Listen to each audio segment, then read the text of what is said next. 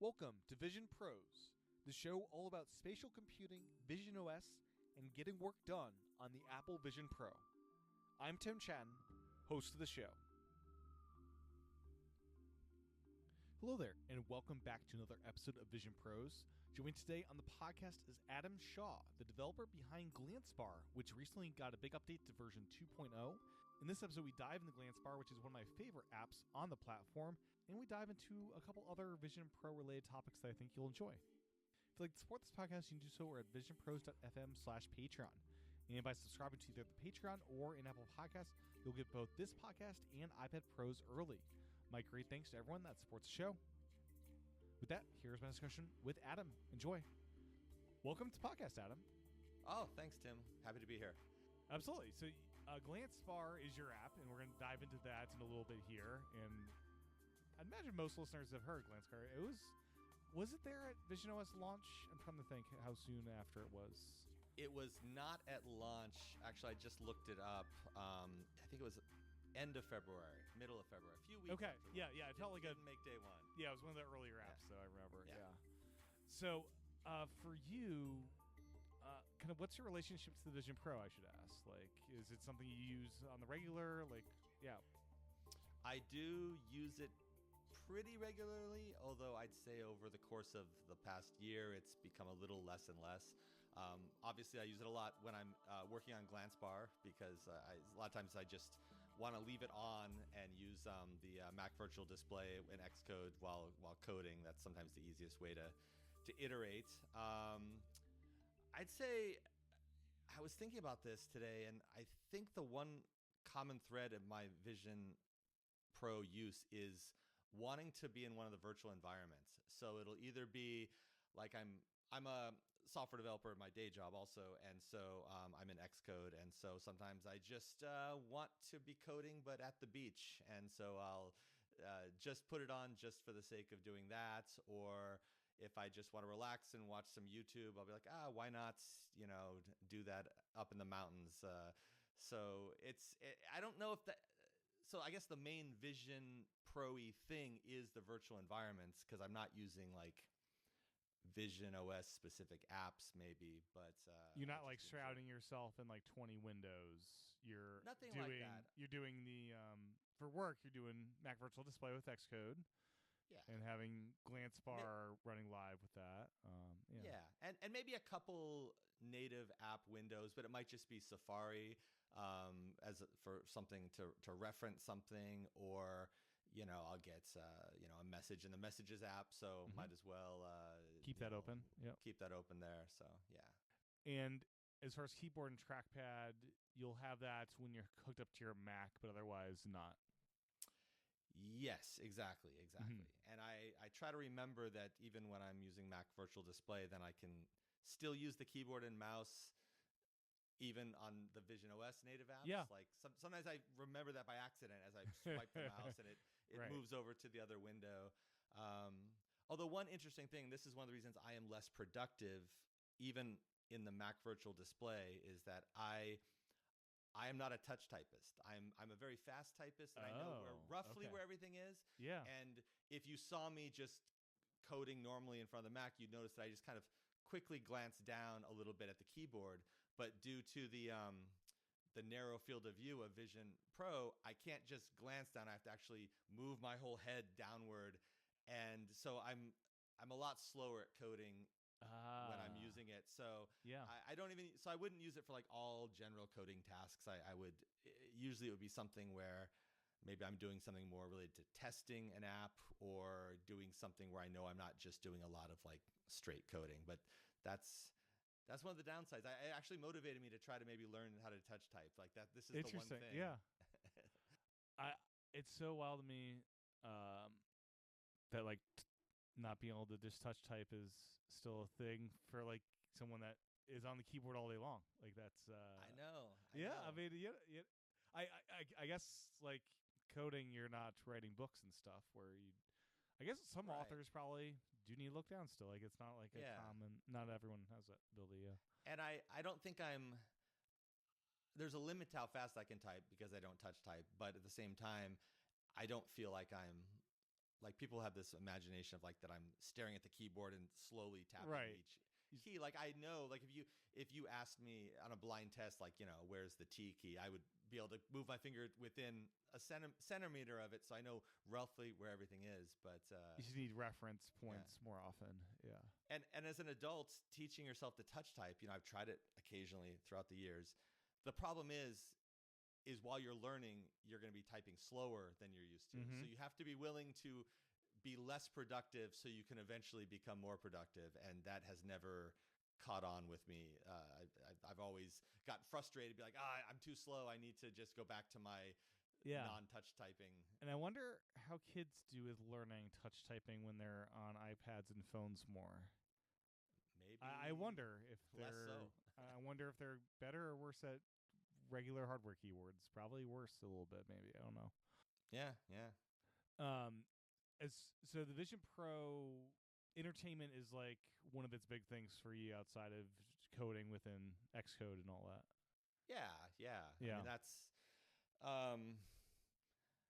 I just think that's still one of the areas that it clearly shines, like where you could argue that the experience of like watching a movie or a TV show is kind of you could almost make an argument that it is like there's not many compromises in terms of it being better than watching TV in your living room. I mean, it's compromised in the sense you can't sit with another person necessarily and watch, or there's a little bit of glare, there's little minor things, obviously the comfort issue, but just in terms of the experience, like I think it's way better. So I try to do that whenever I can. No, it is the best viewing device in the house right now for me.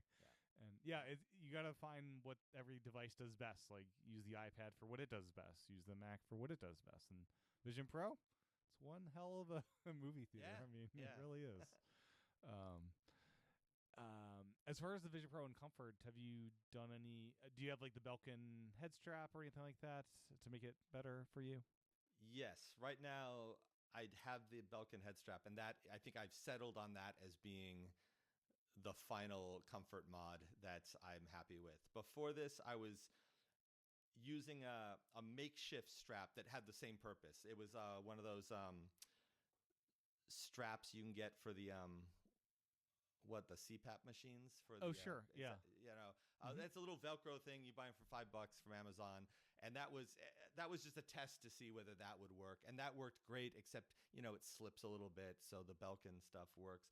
I've tried a few of the other ones. What's the Anna Pro? Is that? Oh, yep, that's a common one. Yep. I bought that. I can't use it because I think just it has kind of a fixed way that it touches your forehead, and either your head is the right size and shape to make that work, or it's not. So that never really worked for me. It seems like people like to go. Do you ever do the use it without the light shield? I've tried it. I can't jive with that. I mean, it's weird, but it's fun. I don't really jive with it either. But I see a lot of people who use some of those things. They get away with it because they don't care about the light shield fitting anymore, right? It's kind of cool, but it's a little weird. Mm-hmm. Totally. As far as Vision visionOS apps, any standouts for you that are kind of favorites or? I mean, I mentioned that I like to watch YouTube a lot, and so Juno, which I still have. Yeah, I still have it too. Available. It's great. Yeah. I use that all the time. It still works mostly. Sometimes it just doesn't work for one day. I've noticed recently there's a like gray bar that's at the top sometimes. Doesn't impede its usage, but yeah, occasionally like it just like there are some weird things that crop up, and it's been working mostly fine though. Yeah. I'll keep using it until it dies. I mean, I can't think of any good examples. I do like playing the occasional game from like Apple Arcade, like what's the one? The Crossy Road game, the Crossy Castle or something. Mm-hmm. That I had tried playing that back when that came out on like tvOS or whatever, and it really stuck with me. But somehow seeing it in 3D on visionOS, I dig that. And honestly, though, like I think most of the third-party apps or Apple apps that I would have open have been kind of replaced by GlanceBar. Like that's kind of, as I've been developing it, I've just added all the things like, okay, I need I hate having to open the music app just to play and pause and skip tracks. So I'll just add that to GlanceBar. So the more I've developed that, I've been less reliant on other apps. Yeah. So the idea for GlanceBar, there's a lot of apps in this category.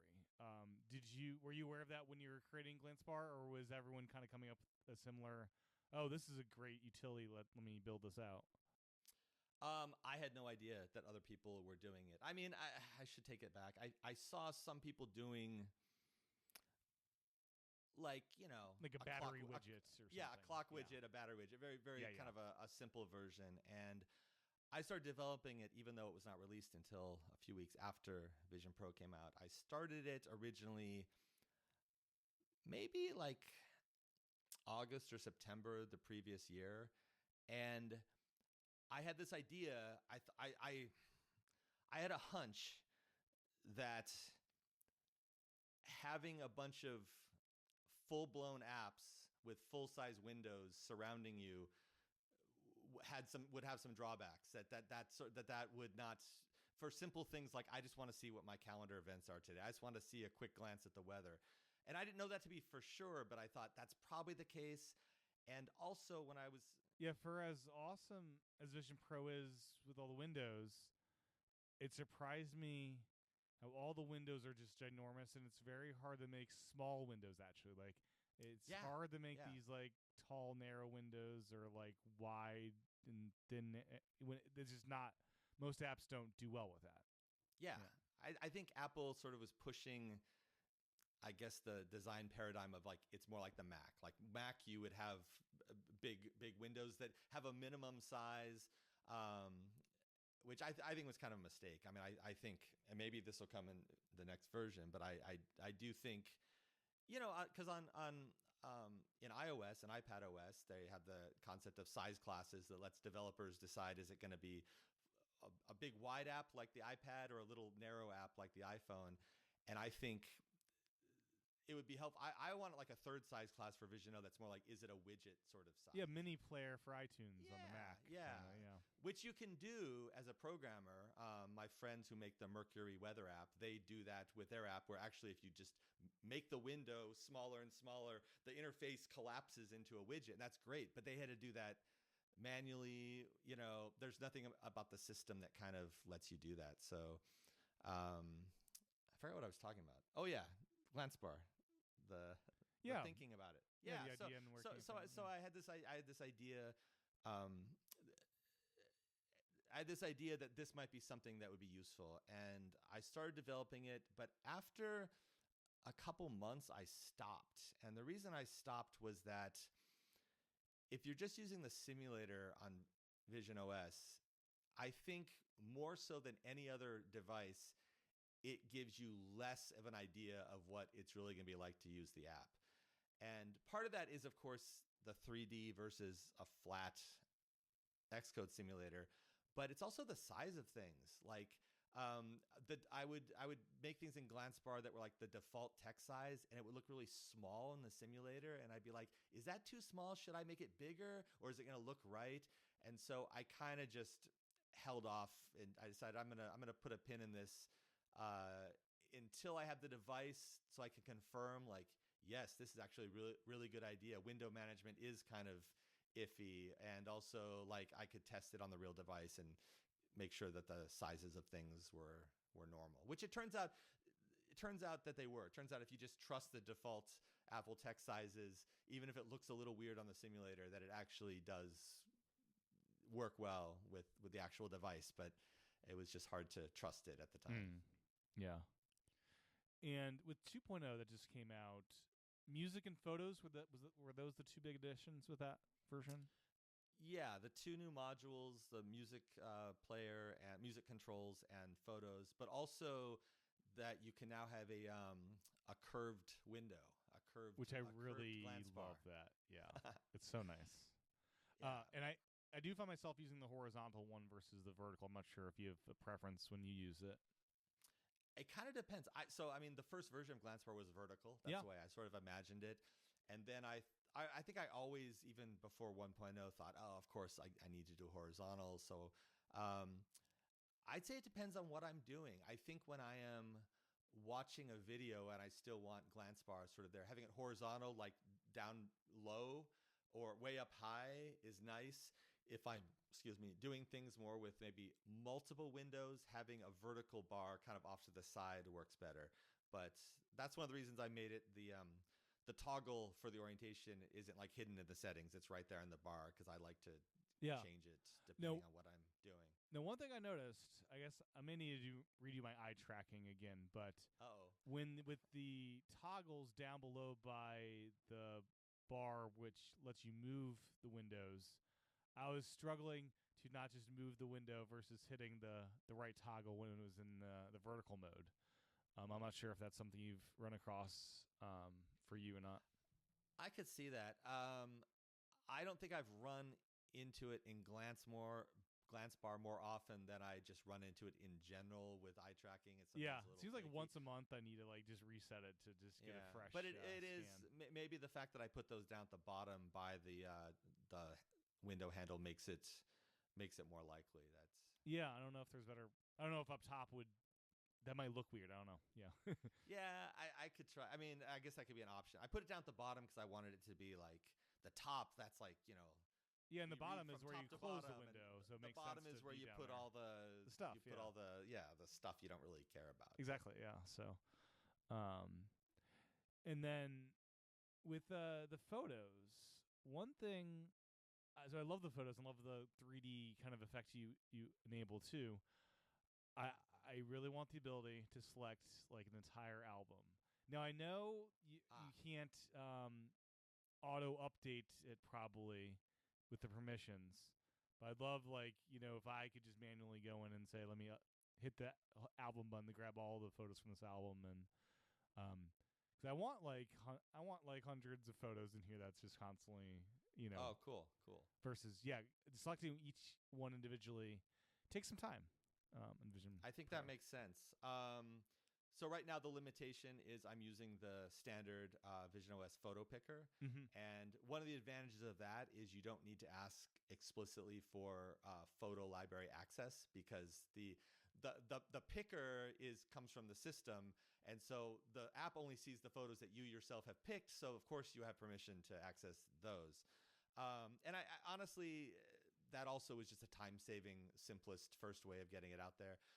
There is another way you can ask for access where it's like, give me access to all or part of the photo library, in which case I think you could then select an album, and that's what the app would keep a reference of and could every time it opens, it could just query give me all the photos in the album. I think I haven't done that level of photo programming stuff before, but I think that would be possible. So maybe, because that was the one thing I noticed is if I want 1,000 photos in here that's rotating through, it's gonna be 1,000 taps to get them all in there. That's interesting. Yeah, because hearing everyone's use cases is always enlightening for a developer, right? Because of course I'm thinking I have my 5 favorite photos of me, my cats, and my wife, and I'm just going to choose those because those are the ones I always like to look at. But we have a shared album of our 2-year-old daughter, and every couple days we add our favorite one. So it's be cool to have that album with with the hundreds of photos in there. And as someone else in your family adds a photo, it'll just. Exactly. Oh, there it is. Yeah, right, I can see that. Yeah. Maybe 2.1. Maybe. Right. Yeah. I'm guessing live photos are not something possible to be viewed in this app, or when. Yeah. I don't. You definitely. Because you're doing a 3D thing. You're doing a 3D thing to it, so I'd imagine. Yeah. Yeah, you'd have to figure out how to. I mean, the 3D thing is optional, and you could make sort of rules like if it's a live photo, but I'm not even sure how that works with the Photos API. I mean, I don't know if it gives you a little movie instead, or if it gives you I was about to say the animated image format that people argue about the pronunciation of. And I know I have the less common pronunciation, so I'm not going to embarrass myself on a podcast. But that one, I'm not sure. I didn't think about that. And I do really like how it makes sense. The photos widget changes the size depending on the aspect ratio of the photo, which makes sense, and it's just delightful how it's like, oh, it's now a little bit different size and shape based on the photo that's it picked. Yeah. That was actually, interestingly, that was a hard decision to make, to let that happen, because nothing else in GlanceBar nothing can ever change the size and shape of anything. Because originally, for example, like the calendar has a fixed height, right? And if you have more events than fit in there, it scrolls, and that's nice. But back when I was doing 1.0, I thought, should I have that be variable size, like up to a maximum size, so you can see more?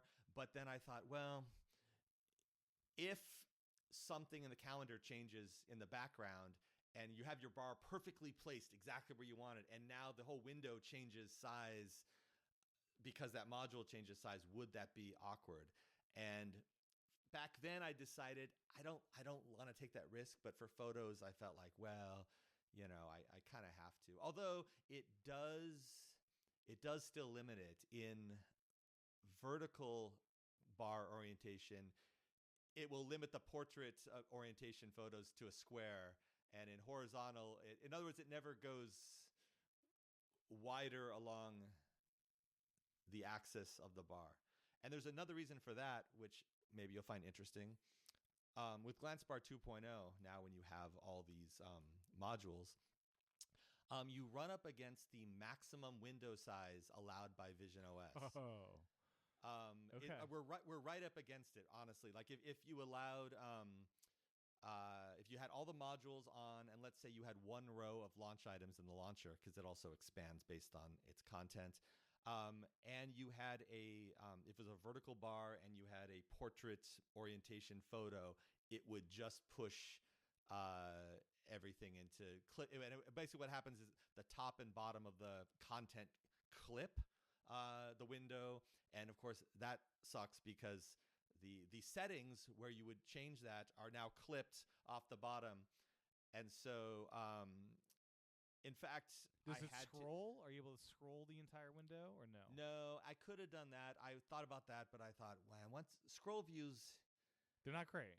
Man, that's not what you want to just sort of add at the last minute because you're trying to solve a little bug. I mean, a second window of GlanceBar could be interesting, where you could have two GlanceBars open with different things you select as you have more modules that you'll have in the future. If that was something I played around with. 2.0 originally, I'm like, I'm going to have all these things. I'm going to have multiple windows. I'm going to have different size, modules and things. And a lot of that stuff got cut because I just, I wanted to get something out. Although, so before 2.0, the launcher module would just expand to whatever size as you add more launch items. And I never thought about it that you could add so many that would clip the window, because right. you would have had to do a lot. With 2.0, it's easier to hit. So I changed the launcher so it could hold like 8 items, and then it itself will scroll if you add more. But I got some user feedback from that saying, no, I don't care about having all the modules. I basically just use whatever, time, weather, and launcher, and I have 20 launch items. Right. And so just an hour before recording this podcast, I released an update 2.0.1, which now has a toggle so you can show all the launch items. But now I finally added something where the app itself will detect if the bar is being clipped and will show a separate little, they're called ornaments on visionOS, these little side bars, telling you that, and then giving you a special button to go to the settings and reconfigure things. But oh man, it was crazy. Maximum window size. Crazy. I mean, do Macs have a maximum window size? I know you can like stretch it across multiple monitors, but I can't imagine they would.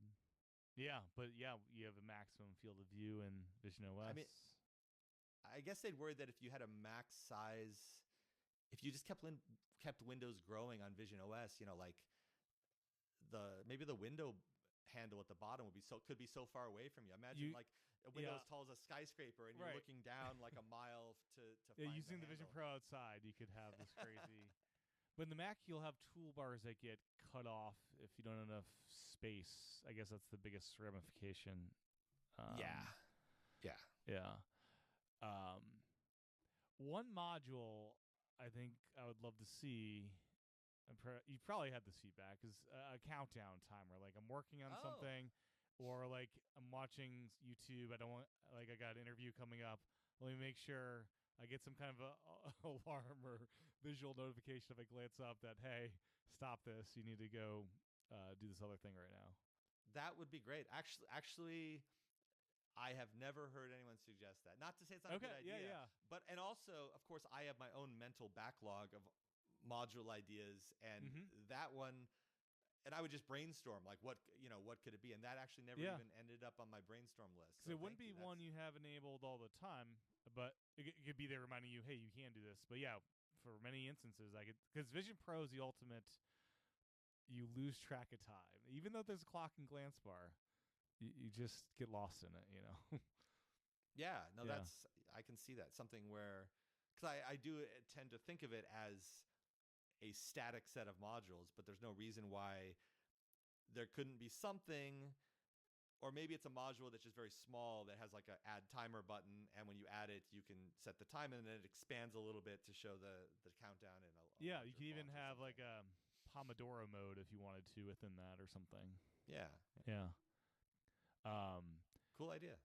Yeah, and then the music app is also new, and I love this ability to just play and pause, see what the track is, and the album art's there, and just very simple and nice. And then when you click on the album art, you can then go into the music app directly from that and change it up, and which is that it makes sense not to try to create the music app in a tiny little window there. I had to decide, Could you add something where you can choose a playlist or something? Probably that could be added.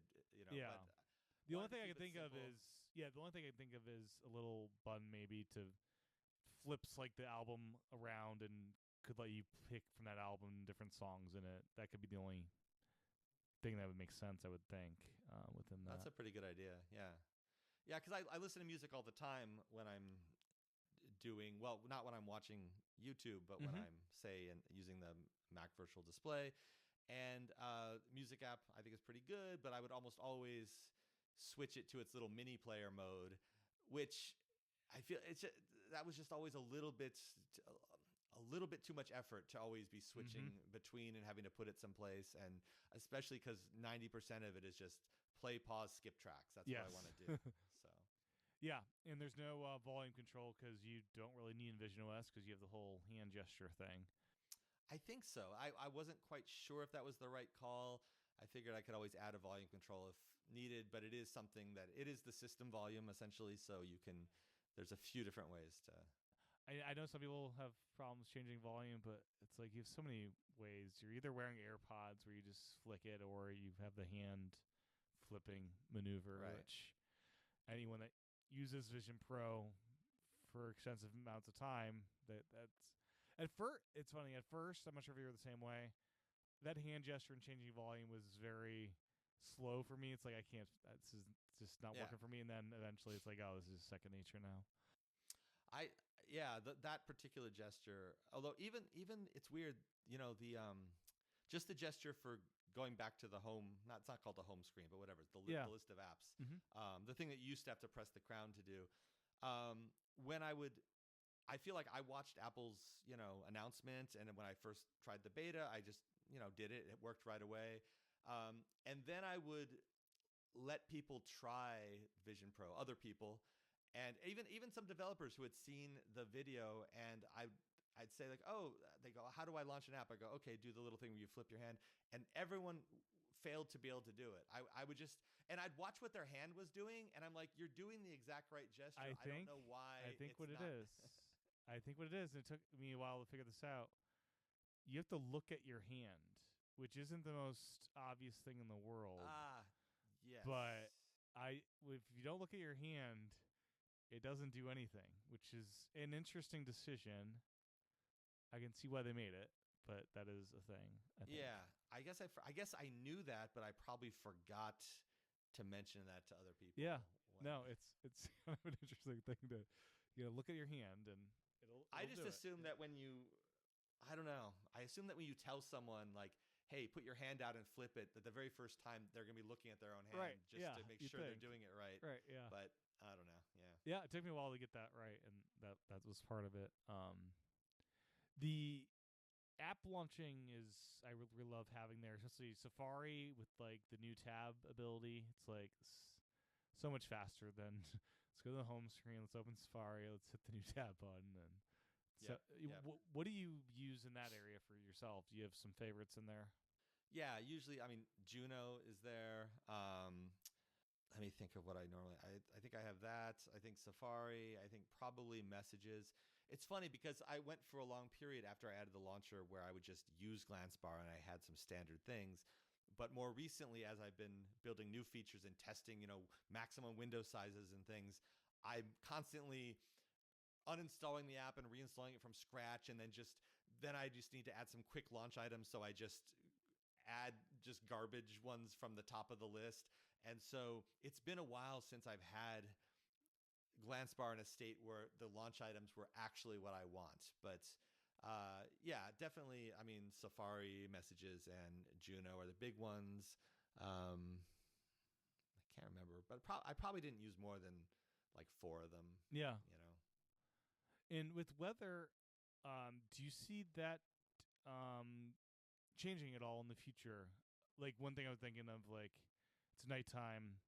I'd love to like have a reminder of what it's going to be like at like 8 o'clock, 9 o'clock in the morning as like I'm leaving the house the next day, kind of thing. So I wasn't sure if you had visions for another weather module that was like more forecasty. Like forecasty, yeah. Yeah. Maybe. Gosh, it's. I'm not against it. It's one of those things where it's so funny when I was building 1.0 and I thought, oh, I want the weather app to do all this stuff. No, cut the features. Just keep it simple. Get it out the door. And then some of the things like the weather that I thought, oh, people are gonna complain because it's not showing sunset at exactly the right time, and because I cheat a lot in the app to. I emphasized, or not emphasized, I prioritized just making it look cool than making it weather accurate as far as the look of it. But I've gotten, no one has ever mentioned, everyone just goes, weather looks great. And no one has said, oh, it'd be great if you could do this. I mean, you're the first person, and again, that doesn't mean it's still a great feedback, but I was surprised, right? What people complained about mostly for visionOS or for GlanceBar 1.0 was battery indicator. I need a battery indicator, which it wasn't there, and and I was just like, oh my god! Like I expected people to, or they wanted calendar to not just show today's events but to show tomorrow's also, which is actually maybe similar to your idea about weather, but people just kind of let the weather go. So I stopped even thinking about it as oh, that needs a lot of work, that's really rough. I just kind of like, oh, I guess I nailed it. But maybe there's always things to add. It would be hard to integrate the weather into the calendar module, right? Because you're just showing a calendar API look-in, right? Yeah. Okay, because another approach would be just to have like some kind of weather thing for the next day in there somehow. Yeah, no, exactly. You could just make optionally some other. I'd probably put it in the existing weather module and make it maybe a secondary one. I'm not sure. Gotcha. Yeah. Again, you're just wanting me to add more things to make those windows. I told you there's a max size. There is. Well, I'll need to choose which modules are a favorite in the future. Yeah, I guess that I'm still in the mode where because I've mostly added ones that I personally want, I use them all. But I do acknowledge that there are other people that are like, I don't use the reminders app. I don't care. I'm never going to have that on, or I don't, whatever they don't care about, music player. Yeah. And I forget, does the clock respect the 24-hour clock if that's set or not, or is it always AM PM? It should respect the clock. Okay. I wasn't sure. Because my phone's in 24-hour mode. I forget if my Vision Pro set up that way or not. I'm 90% positive. There's the reason I'm not super confident is I know when the first version of visionOS, because it was US only, did not have a lot of localization, like even at the system level. Right. And so people who imported it from another country would complain that the weather would only show Fahrenheit, and they, can't you add an option for Celsius? And it was like, well, as soon as they release in other countries, there will be a system option to choose your temperature, and then because GlanceBar just uses the system default, right? And so it was this weird case where I thought, well, do I add Celsius support in the app now, even though, gosh, because at the time we didn't know when it was going to release in other countries. We had suspicions, but we didn't know. And so I did wait that out. But reason I'm mentioning it is I can't remember if 24-hour switch was in that first version. Yeah, I don't know. Hawaii by default is 24-hour. If you set your region to Hawaii, it's 24-hour. That's the standard there, which is interesting. That would have been a good, but I seem to recall testing 24-hour because I I don't just when you're developing apps, you can just tell the system format the date.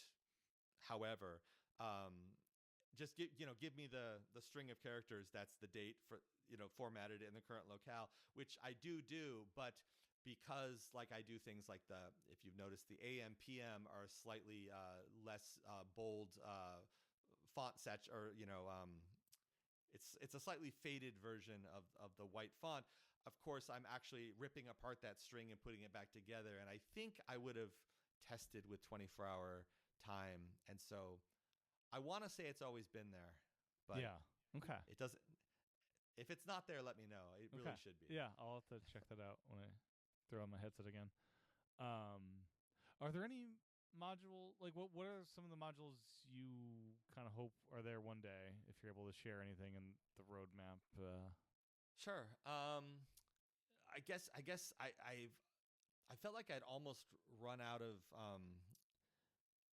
module ideas that were of the purely useful variety, and most of my remaining ideas were kind of little fun things. I guess like photos, like what if you could just I don't know, have a little scratch pad of text that you could put whatever you wanted on. Not so much to take notes, but like it could be just an inspirational thing, and maybe it's actually like in 3D text, right? So it's not meant to be like small little text, but just hello or whatever, enjoy life or whatever inspires you. Have you seen Hollow Man? It's been a bit, but I don't think so. Okay. Is there something related? Well, to in the movie, this scientist dude he on his chair, his recliner chair, he'll lean back, and on the ceiling, printed out in big words, or "You should be working" or something like that. That does sound familiar. So maybe. Yeah. So I thought about something like that, especially because you can make the text look again. It can be rendered in 3D, multiple colors. You can make it fun. There was that kind of idea. I had an idea for maybe just a little mini game. When interactive widgets came out for iOS, I created a little app called Widget, which is just interactive games, little puzzle games like a maze or what's the other one? I can't remember. There's a few different ones, and I thought, man, I already have the code for that. It's already in Swift UI. I could just make a little module with just some simple little games. Those, I think, I can't remember anything else, but I think most of my remaining things were that level of just make it a little more fun, a little more, I don't know, a little more. I can't think of the word. I want to say a little more human, but that implies that the rest of the app is this, right. Boring clinical app, which I hope it's not. No, but yeah, less just here's all the data points and stuff. Yeah, the battery is very useful, and I often, even after getting the Apple's battery warning, you're at 10%. I just get distracted again, and before I know it, I'm getting the death countdown that your Vision Pro is going to die. Please take it off. So yeah. Nice to have the reminder there. Yeah, it didn't occur to me to do that for the first version, but as soon as I added it, I realized, oh, this is super useful because the Vision Pro, it's, God, what is it? Probably the fastest battery depleting device For sure. of all of Apple's stuff, right? And it's the one that once it dies, it takes like 20 minutes to power back on. Which, yeah, that could be very irritating. Towards the end of the movie, and I forget the warning, and it's even if you plug in during the countdown, you're toast. It's oh, really? Okay, I haven't cut it that close, but yeah, if you get to the countdown, you even plugging it in, it will still shut down, and is that because is the countdown's main purpose just so you won't be like shocked by suddenly not be able to see anymore? Like, yeah. Mm-hmm. You know, like if you happen to be walking downstairs, you know, take off the headset now before you exactly crash. Yeah. Mm-hmm. Totally. Do you I'm curious, do you ever like with the headset on do much like walking around your house or going from room to room? If I'm the only one in the house, yes. Otherwise, no. But yeah, I will if I'm home alone or whatever, and yeah, for sure. It's interesting looking at clocks with it on, 'cause the camera frequency, whatever, it just gets all weird. Yeah. But yeah, I mean, I have gone up and down stairs with it. It has not been an issue with like depth perception and all that stuff. Yeah. Yeah.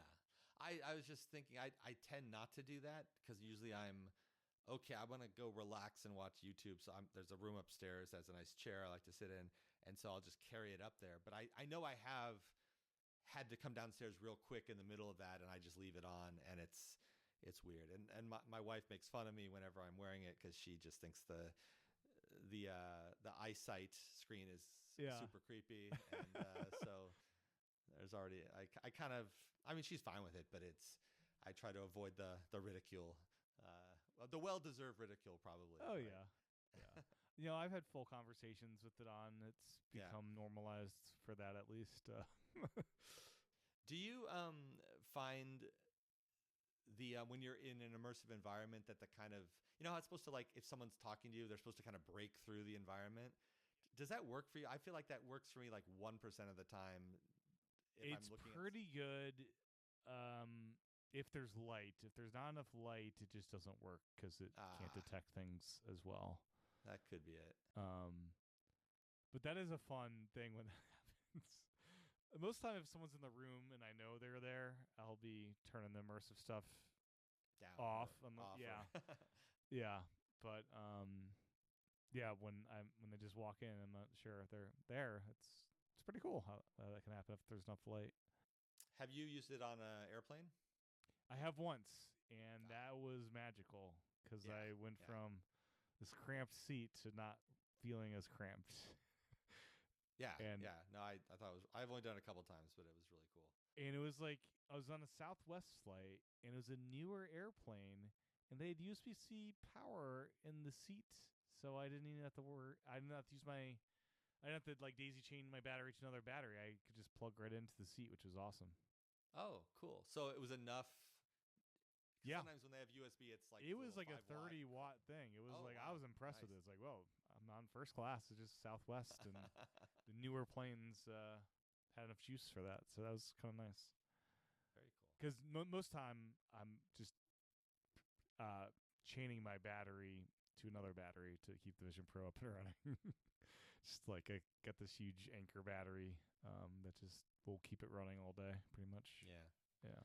For me, I find that even with like we talked about the Belkin strap, the battery length of about 2 hours is right about my limit of like, okay, I should probably it's a little uncomfortable. I should probably take this off. So it ends up being a good reminder to take a little break. That's fair. Yeah.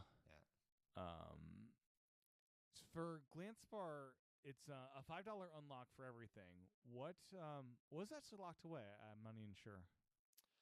So kind of almost everything's locked away. When you first install it, it shows the entire bar, but it's all demo data.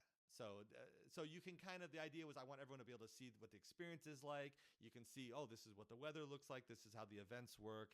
This is how everything kind of works. I mean, it does tell the real time. It's not demo time. Right. But, everything else is just kind of an example. And if you want to use your own data, which everyone does. So it's really not, there's no real, I guess you wouldn't really call that freemium because there is no free use model. But yeah, I wanted everyone to download it for free, see how cool it is, and then decide that it's the app for them. Excellent. That's how it's supposed to work. Yeah. Very cool. Anything else we haven't covered about GlanceBar you'd like to? I'm trying to think. I'll mention one thing just because I'm proud of it. So we mentioned so the bar can get very long in your field of view, and in 2.0 I added the ability to have the curved window, which is very cool. But I don't know if people know this in general, but like there is no built-in API for doing a curved window on visionOS. Yeah, Apple has that for their Mac Virtual Display, but they didn't share that with anyone else. Yes, exactly. So, I mean, if you look at GlanceBar and how it works, you could probably guess this, but it's a cheat in the sense of it is because GlanceBar is made up of a bunch of distinct modules. All it's really doing is for each module, it is angling the module and moving it mathematically so that it's in an arc, but each module is still a flat billboard that is just positioned and angled. Because sometimes people ask me like, how'd you do that? Are you using private APIs? It's like, no, it's just I luck out due to the nature. If it was one window with like one big pane of content, then you wouldn't be able to do that as easily. Right. But, yeah. That's cool. And you can't resize GlanceBar itself, right? It's just a set size, right? Yes. And yes, some people have asked about that. Although it kind of depends. Sometimes people ask for it who I think are newer to visionOS, and what they don't understand is like you know how when you move a window farther away, it's the same. The content fills the same area of your field of view. The content remains the same level of, let's say, visibility, but it now looks like a huge billboard far away. So I've had people say, well, when I move it far away, it's too big. I want to make it smaller, but when it's close, it's the right size, and I have to, I think they might be newer to the platform. Right, because the text is just as clear either. And I'm kind of explaining like, well, if I let you make it smaller, then the text wouldn't fit, or you can make the text smaller, but then that's really not how standard visionOS apps work by default. But I think the other reason people ask is probably what you were getting at, was just, would it make sense for you to like, I want to make it a little like in vertical. I want to make it a little wider so I can, my names of my calendar events are clipping or whatever. And I thought about that briefly, but just from the beginning, I kind of just decided to have an opinionated take on it, which is this is the size. I have thought about having what would be you would maybe call a mini bar mode, where it is another opinionated size, but it would be maybe much smaller, where maybe you don't need the text of all your events, but you just need a little badge telling you how many upcoming events there are, and then you could like tap on the badge. So that's something that might still come, but I think it was already a design challenge to kind of figure out exactly what the best size was and how everything could kind of fit. And I worry that making that more flexible, let's just say, would be maybe more effort than I want to put into that. Yeah, I don't think it makes sense for that app either. Like, you really don't. I don't think you need to resize it. I'd be curious to test if zooming works. I'm not sure if you noticed this, but many windows on visionOS, you can zoom it, which doesn't improve the resolution at all. It just makes it bigger. I'm not sure if you've played around with that at all in some apps. I have. Well, and I don't have that gesture turned on. Okay, but, that is a gesture to turn on. Okay. But I Safari, did recently. I'll do that occasionally. It's like, yeah. That does work with GlanceBar, and as you said, like it kind of just zooms the whole thing. And the reason I was testing it recently is I wanted to see if that max window size changed based on the zoom level. Because I thought, what if someone has it zoomed? Will they hit the max window size even sooner? But the answer is actually the max window size kind of scales with the zoom level. So something that fits within the maximum window size will still fit in, even if you make it turn up the zoom level, which was a relief, because I was worried. Like I was trying to figure out how big of a problem that was going to be. Mm-hmm. Yep. And then they should just mention with the app launcher, it also launches shortcuts and other cool things like that. Yeah. The app launcher, shortcuts or any URL, which can be like an app's URL scheme or it can be an actual like web URL. I'm trying to think now of everything we haven't covered. I don't know. What do you think about you mentioned this in the Photos app? One of the things it does is it does kind of do this neat little 3D effect where the app will detect kind of what is the, I guess, subject of the photo, and then it just kind of does a little pop-out effect. I did play around with having it do the spatial photo, like if you actually had a spatial photo, which it does not do. That was a huge effort and a huge pain because there's no built-in API for doing that in an embedded interface. Apple's API for that is you tell us you want to display the spatial photo, and it will do like a little a modal pop-up to do that. And of course, with GlanceBar, you would want it to be embedded. So then I did all this digging, and it turns out you can write your own metal shaders to do it. And I found all this example code, and here I am, like, I'm going to get this to work. This is going to be great. And I finally got it to work. Lots of weird edge cases. And then I just thought, this actually kind of hurts my eyes. Because the size class of it all. Well, right? it was because of that, but also because even when I did all this stuff, I was not even simulating the little faded area around the border, which I think that really is important. I think when you have a hard edge and your eye is seeing like two different depths of field right next to each other, it's almost like a weird portal. I don't know. I was bummed out because I spent like weeks on this, and then at the end I thought, I think this is just bad. I think this is not a good experience, and I could have maybe put in a couple more weeks, but maybe in the future. I still have the code somewhere, but yeah.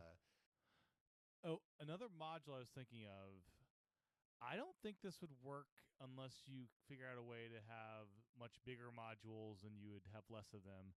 Would be you just have a URL that updates like every so often. You can glance at this web page that you want to keep an eye on or something like that.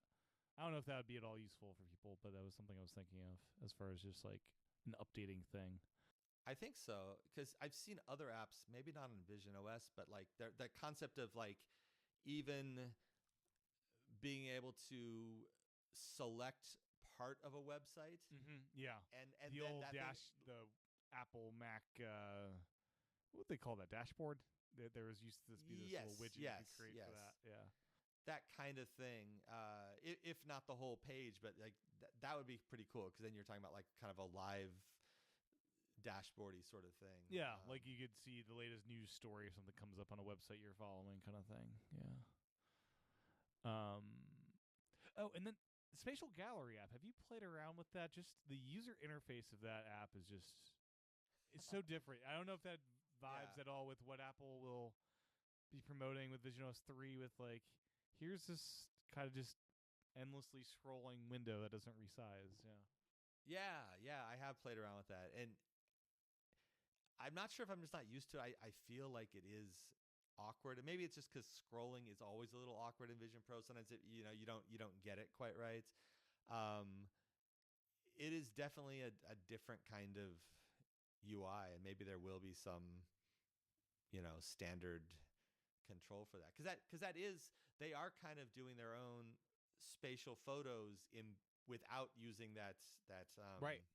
that their own API that I talked about. Like it is sort of embedded in there, and I think it works again because I think the fade around the edges of the things really work. Yeah, it's almost like a cover flow for the modern age. yeah.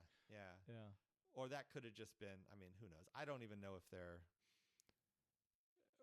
I was going to say, I don't know how much they're even continuing to think about refinements. Although, I don't know, I guess the iOS 19 UI design rumors. Does that include Vision as sort of like it's going to be included in this new unified? Well, Vision was the if people are talking that visionOS was what started the redesign, and they're gonna take stuff they learned from visionOS and put it in the other OSs. Yeah, that's right. So maybe it's less so. Although I think that rumor is kind of weird because I think I don't know. I feel like the look of Vision, the glass effect and stuff. I'm not saying it doesn't work outside of visionOS, but it is so tied to I think what. Like, it has a purpose in visionOS. It does. It's not like just a cool-looking thing. Yeah, the icons being circles and some space between them helps you actually see behind all of the apps in your room. Yeah. There's utility there. Like, you need to be able to see everything, And it looks so much better. When the Vision Pros first came out, and of course I follow a lot of other developers, and everyone was creating a visionOS version of their app, and everyone's posting screenshots. And I just kept thinking, man, still screenshots of visionOS apps just kind of look bad. Like they look way worse than they do. And this isn't a critique of those apps. It's because everyone uses the standard, that same room in the simulator that's kind of like dark and kind of brownish. And so it makes all the glass it's like everything just looks like this weird dark brown sort of look. And of course, in real life, even if your room is dimly lit, brown room, it just looks so much more alive, and so hopefully, I think it still, that kind of effect could still look good in like an iOS 19 on iPhone sort of thing. But I'm hoping again that the sort of mock-ups that we've seen, like that they're missing a little bit of magic that will be there in the real thing. Yeah. How many hours or days did it take you to actually do the screen capture for the promotional materials for GlanceBar?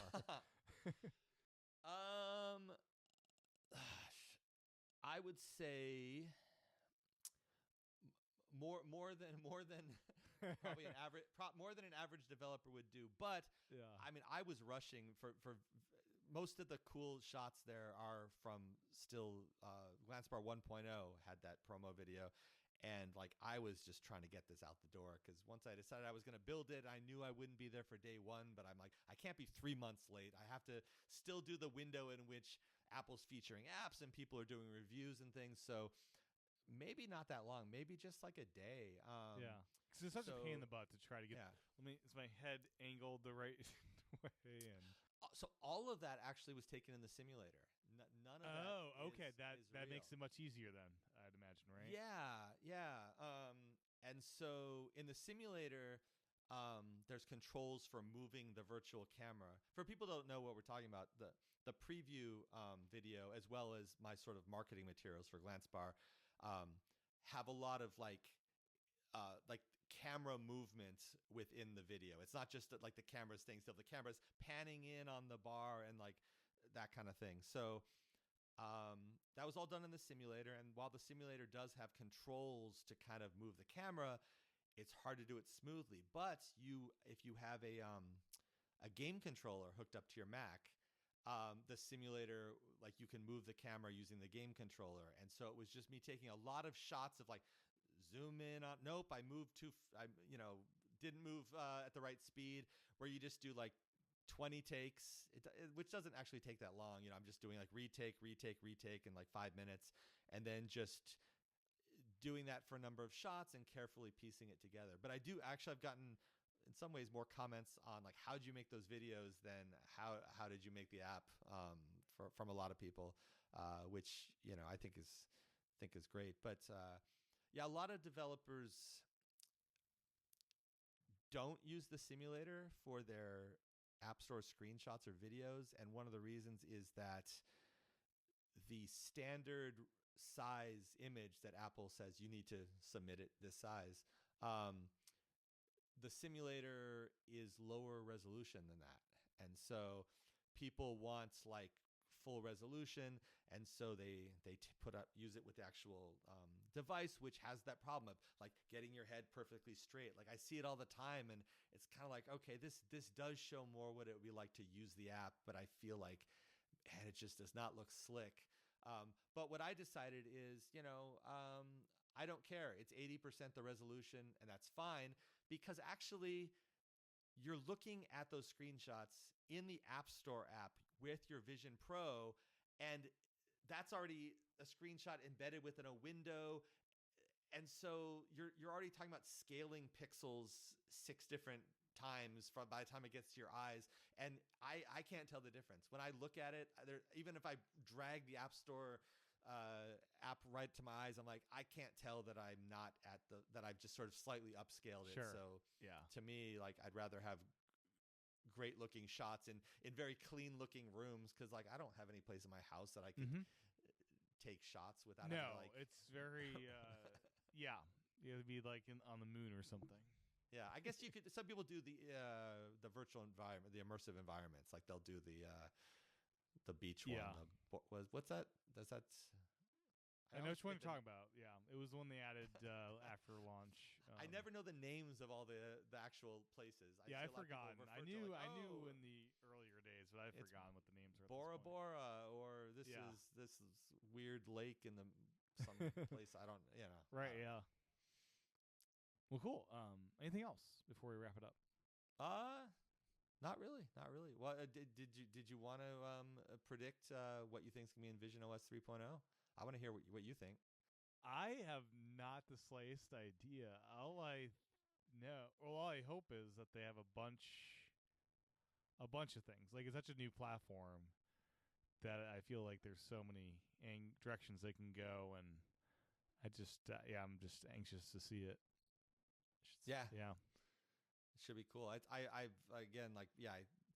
forget to be excited about visionOS 3.0 because I'm so like weirdly interested in iOS 19. That's the big thing on everyone's mind, and I also make iOS apps, so that's one of the things I think about. And it's like, oh, maybe visionOS 3 will just be a fun surprise. It's like, oh, that's cool. It's like it's bonus things that we weren't really worried about, and now we get new stuff for free, hopefully. As a developer, are there certain APIs that you're like, oh, I wish that was here so I could do this? For things I personally want to do, probably not. There are some limitations to APIs, and I understand there's entirely some types of apps that people just can't make, especially with like not having access to the camera or things like that. But I think most of the apps I'm interested in are kind of like standard window UI type of apps, and I think most of the stuff that I want as a developer are there in that regard. Cool. Excellent. Yeah. Well, for more information, GlanceBar.com is the website, and that links directly to the App Store if you'd like to from there. And anything else you'd like to promote? No, that sounds good. This is a visionOS podcast, so we'll keep it to the Vision apps. Sounds good. Thanks, Adam. Really appreciate your time tonight. Oh, awesome, Tim. Love talking to you. Thanks. Well, that was my interview with Adam. My thanks to Adam for his time recording this episode. My thanks to you for your time and attention tuning in. Learn more about GlanceBar at GlanceBar.com. Download it today in the visionOS App Store. As a reminder, you can support this podcast over at visionpros.fm/Patreon. And by subscribing to either the Patreon or in Apple Podcasts, you'll get early access to both iPad Pros and Vision Pros. With that, I'll talk to everyone again real soon.